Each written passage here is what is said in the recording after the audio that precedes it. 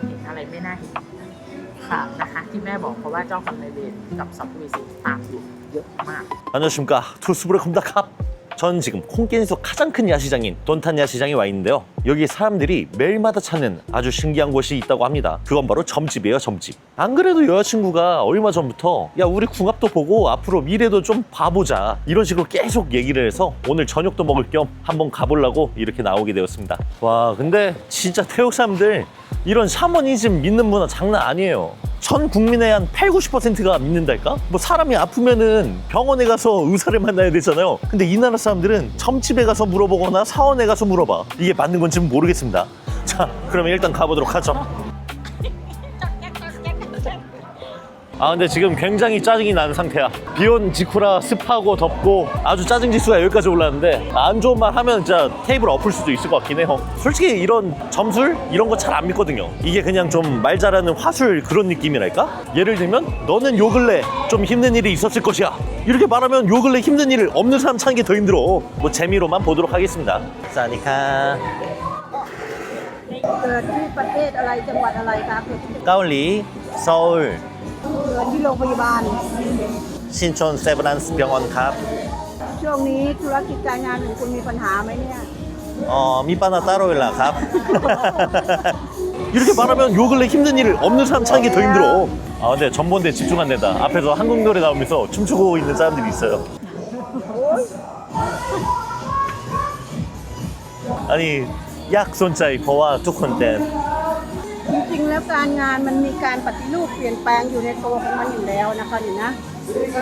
แล้วช่วงนี้ดาวการงานของเขาเนี่ยเขาต้องใช้สมองมากๆเยอะแล้วก็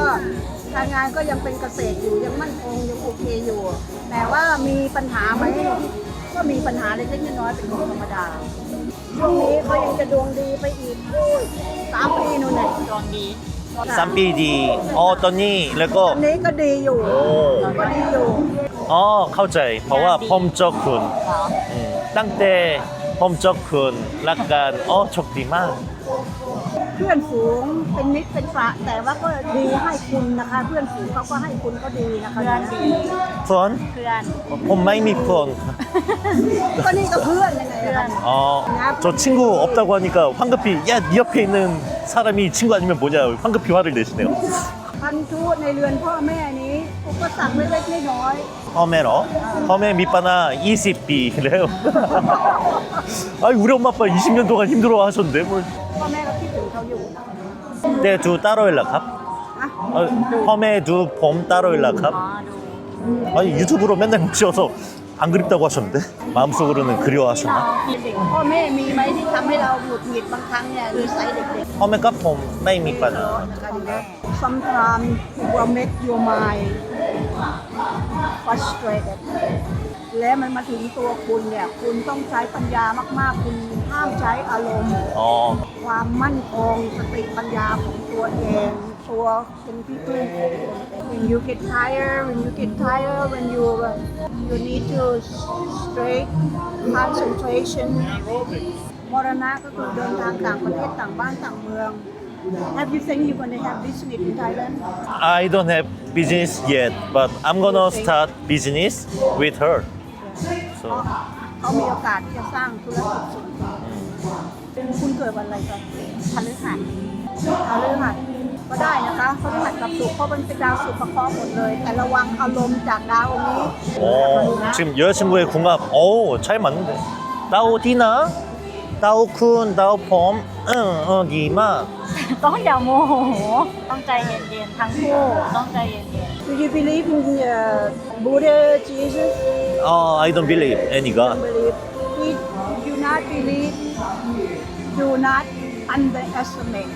respect Right. respect but I don't believe Yeah. ครับ โชคมีเข้ามาอยู่ 촉디 โชคดีมีโอกาสมีทรัพย์สินได้มีโอกาสในระยะนี้ถ้าคุณทำธุรกิจระวังความคิดแค่นั้นเอง 생각 많이 하는 것만 조심하면은 뭐 건강도 좋고 돈도 좋고 사랑도 좋고 다 좋대요. Let me ask you something. Have you know about Guan Yin? 원인 말해. Godmother. Jesus mother. จีน 진? 까 브라테찐. ใช่ 아니 저 본 적이 없는데요. 마이커이드. 아니 저 중국 신을 제가 어떻게 알아요? 중국 2번밖에 안 가봤는데. 코니 감마더 마이캅? ใช่ค่ะ 저 처음 본 분인데. ถามว่าเจ้า 감마더 찐. ใช่ you ask her when you have problem with business when you have problem with you if she can prepare for you be in good way you should respect her 뭐 이분이 점술사 분이 말씀하시는 저를 좋아하는 신이래요. 이거 뭐 물건 팔이 느낌도 나는데. 일단 뭐 중국 신책이 나올 때 그동안 들었던 좋은 말이건 나쁜 말이건 신뢰성이 확 떨어진다. โอเคเรียบร้อยครับ 아니 커컨캅. 조금 애매하네요. 한 중반까지는 되게 맞는 것도 있고 안 맞는 것도 있고 좀 유도 신문식으로 물어보나 싶은 것도 있고 굉장히 여러 가지 생각이 오갔단 말이야. 근데 마지막 얘기 듣고 모든 게 이제 다 신뢰도가 떨어졌어요. 이제 듣다 보면은 상황을 점점 끼워 맞추게 돼. 뭐 너 요 근래 힘든 일 없었냐? 생각이 많지 않았냐? 아니 생각 없는 사람이 어딨고 요즘 상황 좋은 사람 찾는 게 더 힘들겠다. 키라키다 머두 먹뱀니 루스 양라이. ใครก็บอกได้แบบแล้วก็ถ้าปกติดูจะไม่พูดอะไรจะไม่บอกพยายามไม่บอกให้น้อยที่สุดเพราะว่าถ้าเราบอกเยอะแยะเขาจับหมอจะรู้เราก็จะคนนี้พูดแบบนี้อย่างนี้ก็ต้องอย่างนี้ ต่างประเทศก็ 아니 รู้ 카메라 들고 간 순간부터 저에 대한 파악이 끝난 거지. 네.แล้วก็ผมรู้สึกว่า모두 가올리 액션 디과 달랭달랭달랭 달랭달랭달랭 눈물도 이제 좀 흐르고 그러면은 이제 좀 더 액션이 좋을 텐데 일단 뭐 샤머니즘도 K 샤머니즘이 뭔가 더 보는 맛이 있다. 자 이번에는 여자친구가 점을 볼 차례. 다른 점술사한테 선택을 하고 있어요. 근데 웨이팅이 있나 본데요? 썽춘멍 ข้าวแล้วก็ 점 보려고 하니까 또 2시간을 기다려야 되네. 자 그러면 여자친구랑 밥 좀 먹고 여자친구 점 보러 가도록 하겠습니다. 영겁의 시간 후. 잘 먹고 왔습니다. 네 티락 찡찡 짜탐러 탐뺀 싱글러. ก็ซิงเกิลอยู่ 지금 여자친구가 하는 말이 솔로인 척하고 가볼게. 남자친구는 언제 만날 수 있고 결혼은 언제 하고 애는 가질 수 있을지 이런 거를 물어보겠다네요. 자 그러면 마이크도 넘겨주도록 하겠습니다. สวัสดีค่ะเกมมี่ชาแนลค่ะ 잘하는데? วันนี้เราจะไปดูดวงกันนะคะ ใครจะดูคะ หนูค่ะ เนาะโอเคหนูจะดูอะไรดีคะ หนูอยากดู หนูอยากรู้เรื่องอะไร ทุกเรื่อง จะดูไพ่ดูลายมือ อยาก ะไร ดู คะ อยากดูไพ่ไม่เคยดูไพ่ ดูไพ่เนาะสับไพ่เลยค่ะ ตอนสับไพ่หนูอธิษฐานเรื่องที่หนูอยากรู้ด้วยนะ อ๋อ ว่าหนูอยากรู้เรื่องอะไรค่ะ สับเท่าไหร่ก็ได้ กี่ครั้งก็ได้ค่ะค่ะมือซ้ายทีละใบ10 ใบค่ะ 10 ใบ วันนี้เลยค่ะ อันนี้คืออัดไว้ดูหรือยังไงห เอ่ รือ อ ไลฟ์หรืออะไร ขอไม่ค่ะอัดวิดีโอค่ะ โอเคค่ะ ไม่ถ้าอัดแล้ว อ๋อ แบบ ไม่ ไล ไลฟ์ ฟ์หรืออะไรไง แม่จะได้ไม่ต้องพูดแรง อ๋อ โอเคไหม ค่ะ ไม่เพราะว่าแม่เป็นคนพูดค่อนข้างแรง อ๋อพูดเลย แล้วทักค่อนข้างตรงแบบพูดตรงเกินไป ได้ เพราะฉะนั้นก็คือต้องถามก่อนว่าอะไรยังไง ได้ค่ะ เพราะหลายคนมาอ่านแม่ก็ไม่ได้ว่าเรื่องอ่านแม่ไม่ว่าอยู่แล้ว ตรงได้ค่ะ ค่ะ แรงๆได้ ลง ค่ะ ได้เลยได้แต่ว่าต้องบอกก่อนว่าอะไรยังไงเพราะบางทีเผลอด่า อ๋อด่า โอ ได้ เคแม่ขอวันเดือนปีเกิดอีกทีหนึงค่ะโอเค10พฤหัสราศีกันปีขาน ค่ะ ตอนนี้ทำงานอะไรอยู่ เบเกอรี่ธุรกิจส่วนตัว อยู่ที่ไหนคะลูก ที่นี่ที่ ที่ ข ข อ อน นแก่ แก่น นเหรอ ค่ะ ร้านอะไร อยู่ไหนคะอยู่แถวไหน อยู่กลางเมืองเลย มีหน้าร้านใช่ไหม ค่ะ ขายดีไหม ก็เรื่อยๆค่ะ ก็ดี ทำเองคนเดียวหรือว่ามีลูกจ้างด้วย คนเดียวก็มีแม่มาช่วยไม่ได้จ้าง ไม่เพราะว่าปีขานหนูเกิดราศีกันปีขานถ้าหนูมีลูกจ้างหรือมีอะไรมันจะโกง ไม่ดีใช่ไหม ไม่ดีค่ะ อ๋อ เพราะฉะนั้นไม่ต้องคิดว่าขยายใหญ่หรือนู่นนี่นั่นทำเท่าที่เราทำได้ อ๋อ โอเคไหมคะ ค่ะ เพราะว่าปีขานขายของกินอะรุ่ง อืม รุ่งอยู่ ดี ค่ะถ้ายิ่งขายเป็นเบเกอรี่เป็นอะไรอย่างเงี้ยแม่โอเค แต่ว่าถ้าหนูไปขายที่เกี่ยวกับเนื้อสัตว์ อ๋อ โอเคไหมคะเกี่ยวกับเนื้อสัตว์อย่างร้านสเต็กขายดีจังเลยแม่ร้านก๋วยเตี๋ยวขายดีจังเลยนู่นนี่นั่นหนูอยากไปทำหนูทำแบบนั้นหนูจริงไหม อ๋อ แต่ดวงเธอถ้าเป็นขนม ขนมห เป็น วา ข น องกินเป็นน้ำหวานเป็นอะไรอย่างเงี้ยเธอได้ อ๋อ โอเคไหมคะ ค่ะ แต่ทั้งนี้ทั้งนั้นแม่ถามก่อนเลยว่าหนูกวดน้ำล่าสุดเมื่อไหร่ กวดน้ำโหก็อาจจะเป็นแบบกวดน้ำแบบงานศพป้า อ่า เพราะฉะนั้นถ้าเราทำแบบนี้เราทำเกี่ยวกับของกินทำการอะไรนะคะ ถ้าหนูอยากให้มันรุ่งและอยากให้มันรวยหรือนู่นนี่นั่น แม่ขอให้หนูกรวดน้ำเดือนละครั้ง เดือนละครั้ง ค่ะ หาต้นไม้ไว้ในร้านก็ได้ หรือไว้หน้าร้านก็ได้ อืม จะเป็นโคนร่วมเอาก็ได้ ถ้าเราไม่ได้ไปวัดหรือบางคนสมัยนี้มาบางคนมันไม่ถูกใจกับวัดไม่ถูกใจกับพระถูกใจกับอะไรเท่าไหร่ เราไม่จำเป็นต้องทำแบบนั้น เราทำกับหมากับแมวทำกับคนทำกับอะไรก็ได้ ค่ะ หรืออยู่ดีๆมาอ้าวหนูทำคุกกี้แจก อืม ค่ะ พี่แกบพี่อะไรมารับนะคะ วันนี้แจกคุกกี้ฝากให้ลูกค้าฝากให้นู่นนี่นั่น ค่ะ จะสมมติว่าวันเกิดตัวเองวันที่เท่าไหร่นะ 18 ทุกวันที่ 18 นะคะ มารับเบเกอรี่ตรงนั้นตรงนี้ได้ แล้วหนูก็ฝากแกบไปมั่งฝากอะไรไปบอกให้พี่เบิร์ดเดย์นู่นนี่นั่นก็ว่าไป แล้วหนูกรวดน้ำเอาเวลากรวดหนูไม่ต้องพูดอะไรเยอะหนูบอกขออุทิศส่วนกุศลให้เทวดาประจำตัวอันนี้คือเป็นการปรับดวงหนูเพื่อจะให้หนูรวยกว่านี้ อ๋อ โทษนะแม่เป็นคนเห็นอะไรไม่น่าเห็น ค่ะ นะคะ ที่แม่บอกเพราะว่าเจ้ากรรมนายเวรกับสัมภเวสีตามอยู่เยอะมาก อ๋อ ก็เลยอยากให้ทำ ค่ะ โอเคไหมคะ ค่ะ แล้วหนูจะรวยกว่านี้ ลองทำตามที่แม่บอกนิดนึงแล้วสีที่ไม่ถูกกับเธอเลยคือสีส้มๆ ออกเชอร์รี่กับแดง อืมค่ะ โอเคไหมคะเชอร์รี่แดงเชอร์รี่ไวน์ อืม นะคะเพราะสีแดงไม่ถูกกับหนูอันนี้คือจะเพิ่มยอดขายให้จะได้ปัง อืมไม่มีสีแดง ๆนะคะ เพราะไม่สีแดงไม่ถูกกับหนูเพราะปกติร้านเบเกอรี่จะชอบมีสีโดดๆพวกนี้ขึ้นมา ค่ะ ไม่มีค่ะ ถ้าไม่มีก็โอเคนะคะ แล้วก็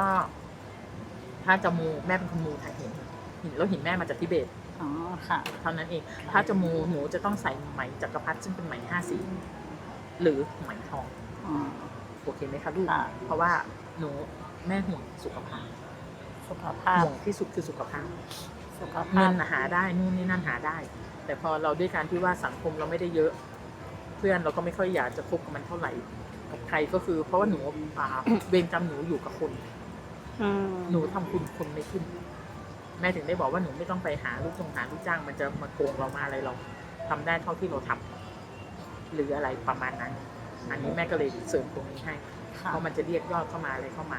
อาจจะแบบว่าขายหน้าร้านไม่เท่าไหร่แต่ยอดออนไลน์เยอะกว่า อืม หรืออะไรยังไง ค่ะ นะคะ ถ้าปรับทางไหนได้แม่อยากให้ปรับแบบ ค่ะ นั้น แต่ถึงจะ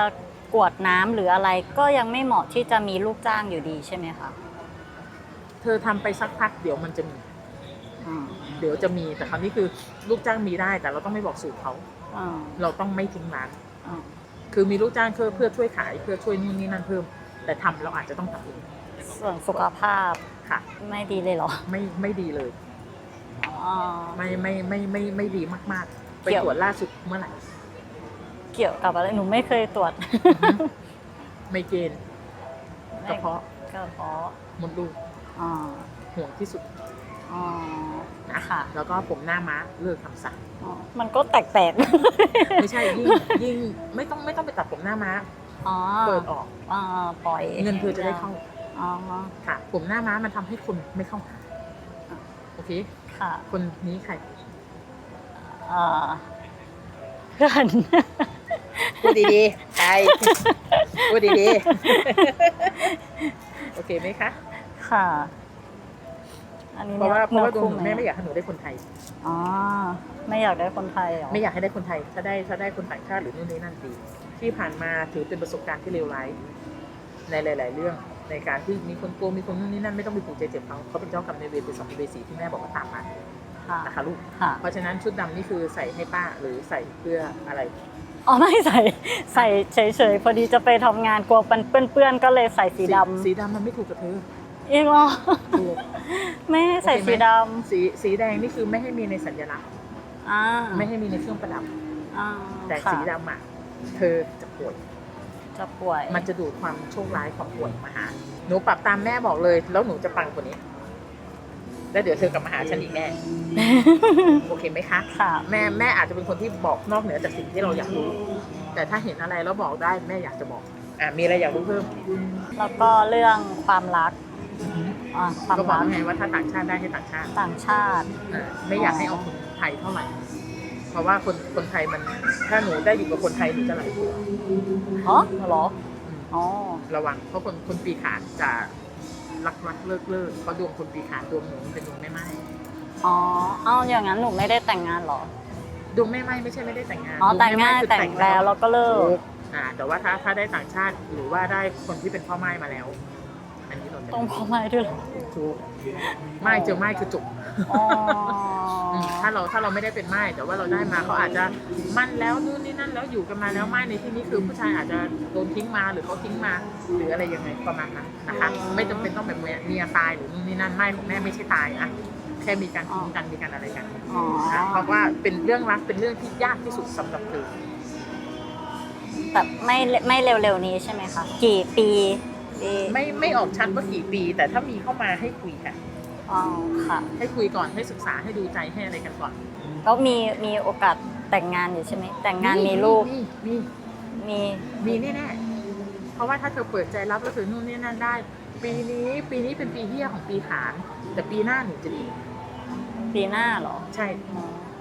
ปีหน้าของแม่คือตั้งแต่ตุลาไปนะ ตุลา เพราะแม่ตัดตุลา อ๋อ แต่ว่าเธอต้องลองยอมเธอต้องเปิดโอเพนในทุกๆด้านแล้วเธอต้องยอมรับซ้ายขวาหน้าหลังไม่อยากได้ฝรั่งก็ต้องได้ละไม่อยากได้นู่นนี่นั่นแต่ไม่ใช่พม่าลาวเวียดนามไอ้ติดตะเข็บบ้านเรานะแม่ไม่ถือเป็นฝรั่งนะ อ๋ออย่างนี้ได้ไหม ถ้าอย่างเงี้ยได้ อ๋อได้เหรอ ถึงได้ถามไงว่าใคร ได้เหรอ ถึงได้ถามไงว่าใครเพราะว่าสายตาเขาดูห่วงใย อ๋อ โอเค โอ้ต้อง ป คิด ระเท ละ ศอะไร เกาหลี เกาหลีถ้าอย่างนี้คุยเลย อ๋อ ไม่มีปัญหา อ๋อ talk about you with little bit 오케이. 오케이? 오케이. I share you I share your boyfriend Am I good guy? yes so good lucky 니마 가. thank you